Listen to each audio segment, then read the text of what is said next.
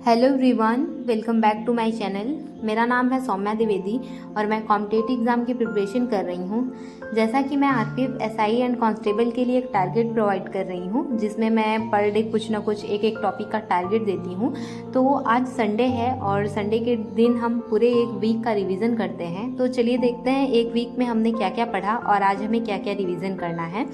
तो मैथ के लिए हमें पूरा परसेंटेज का रिवीजन करना है। परसेंटेज में प्रॉफिट लॉस, डिस्काउंट और परसेंटेज तीनों चीज़ का अच्छे से रिवीजन करना है। और रीजनिंग में है डाइस और डायरेक्शन, और साइंस में है बायोलॉजी, और जीएस में है ज्योग्राफी, इकोनॉमी, एंशिएंट हिस्ट्री और मेडाइवल हिस्ट्री।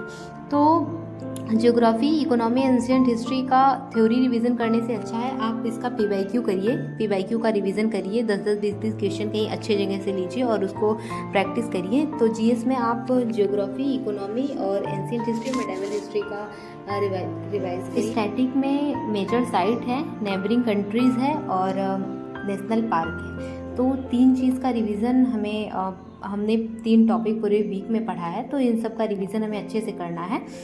उसके बाद करंट अफेयर्स में है मई और जून का करंट अफेयर्स। तो अगर आपके पास टाइम हो तो आप पूरा करिए, वरना अगर आपके पास टाइम नहीं है तो मई और जून का ही कर लीजिए।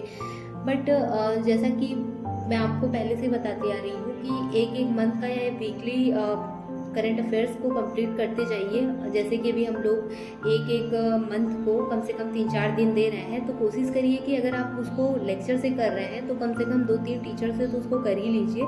नहीं 2-3 टीचर तो 2 टीचर तो कम से कम, अगर आप लेक्चर से इसको कंप्लीट कर रहे हैं तो मैंने कुमार गौरव सर से और सोनवीर सर से 2 सर से कंप्लीट किया है अभी तक जितना हम लोगों ने कर लिया है। तो आज इसका सिर्फ रिवीजन करना है।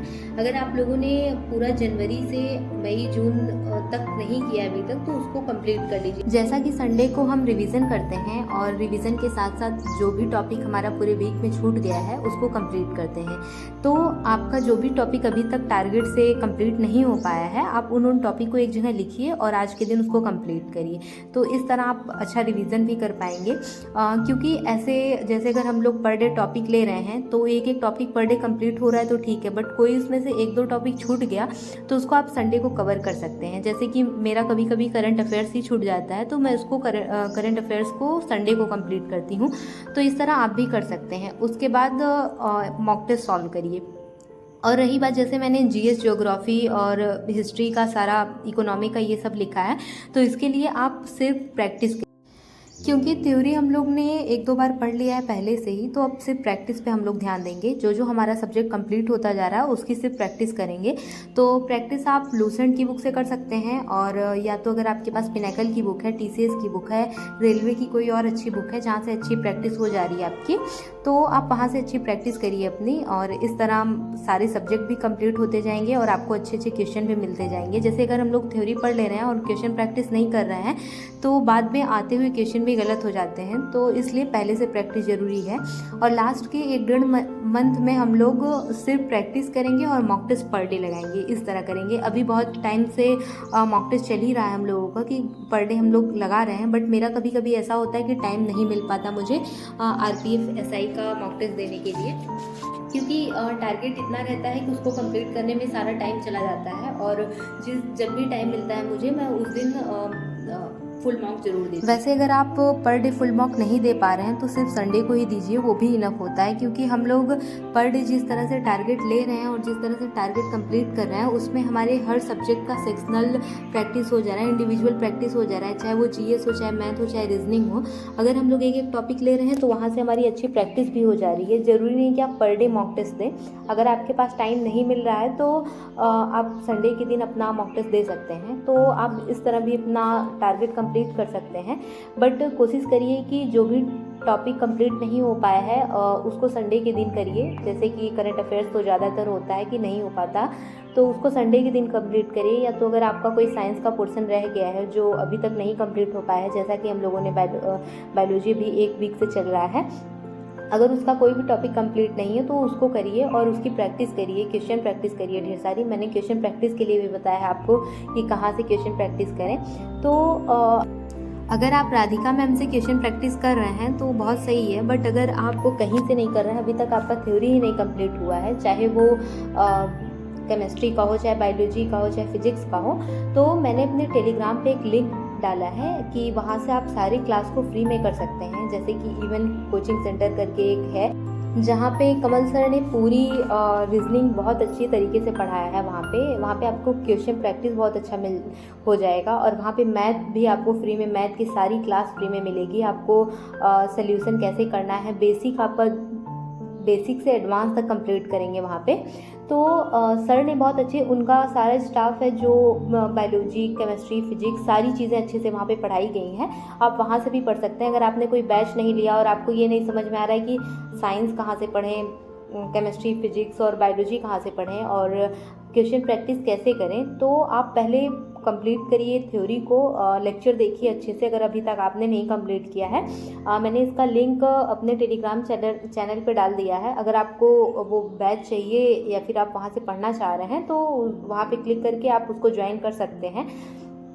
और मैंने जो लिंक डाला है उसमें सिर्फ इवन कोचिंग सेंटर का ही नहीं, बल्कि बहुत सारे ऐसे कोचिंग सेंटर हैं जहाँ पे फ्री में आपको सारे बैच अवेलेबल हैं, चाहे उत्कर्ष का हो, चाहे किसी भी ऑनलाइन प्लेटफॉर्म का हो, आपको वहाँ पे आसानी से अवेलेबल है।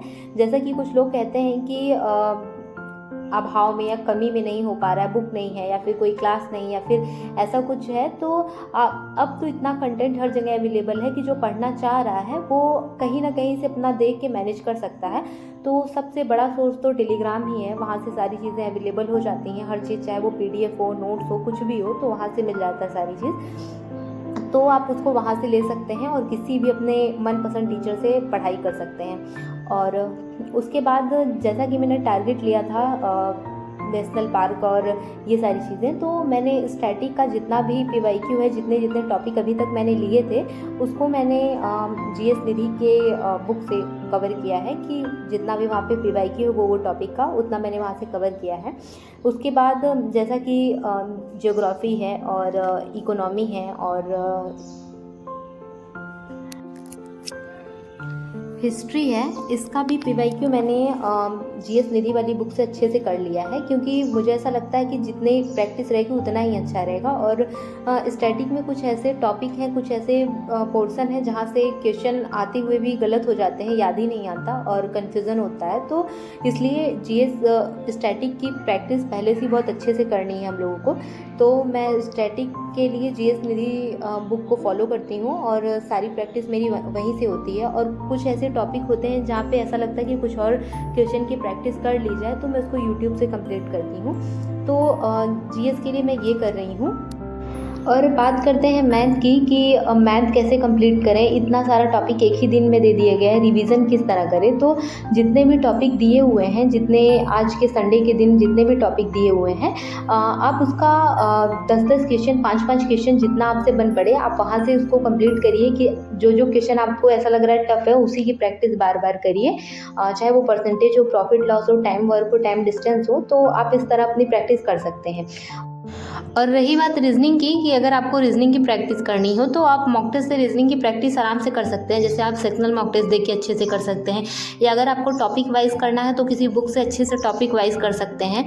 अगर आपके पास बुक नहीं है तो आप किसी टीचर से, जैसे मैं कमल सर को बताती हूँ कि आप कमल सर से प्रैक्टिस कर सकते हैं। जैसे कि उन्होंने क्विक रिवीजन बैच करके अपना एक बैच चलाया है, जहाँ पे वो एक टॉपिक अपना अच्छे से कवर करवाते हैं। और ये भी नहीं है कि बहुत सिंपल क्वेश्चन दे देते हैं कि करके खुश हो जाया जाए। जैसे कि सभी टीचर, अभी बहुत सारे टीचर ऐसा कर रहे हैं कि ऐसे हल्के क्वेश्चन दे देते हैं और बच्चे उतने में खुश हो जाते हैं कि चलो अच्छा हुआ मेरा क्वेश्चन हो गया।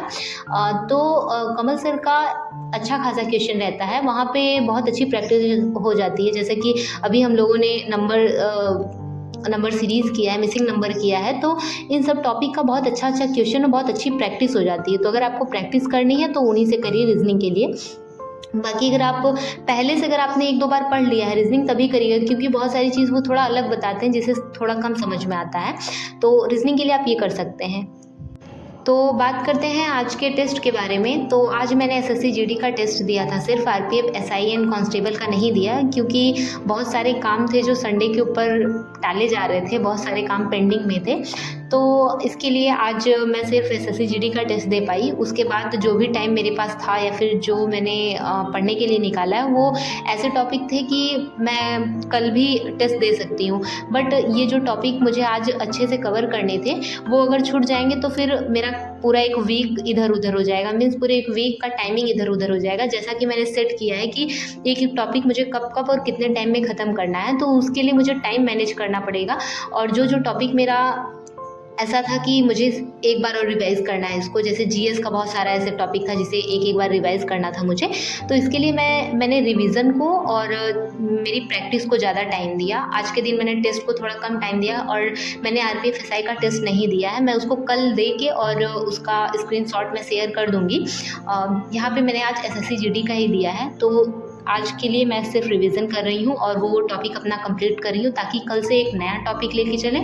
अगर मैं RPF SI एंड कांस्टेबल का मॉक टेस्ट देना चाहती तो टाइम निकाल के दे सकती थी, बट मुझे ऐसा लगता है कि मॉक टेस्ट देते टाइम दिमाग एकदम शांत रहना चाहिए, एकदम हड़बड़ी नहीं रहनी चाहिए कि ये भी नहीं हुआ वो भी नहीं हुआ। तो मेरा इस टाइम ऐसे ही था कि अभी मेरा ये टॉपिक कंप्लीट नहीं हुआ है, ये छूट रहा है, तो मुझे इस चीज़ का बहुत ऐसे पैनिक कर रही थी मैं, इसलिए मैंने मॉक टेस्ट नहीं दिया और मैं उसको सुकून से दूंगी अच्छे से ताकि मैं अच्छा परफॉर्म कर पाऊँ वहाँ पे।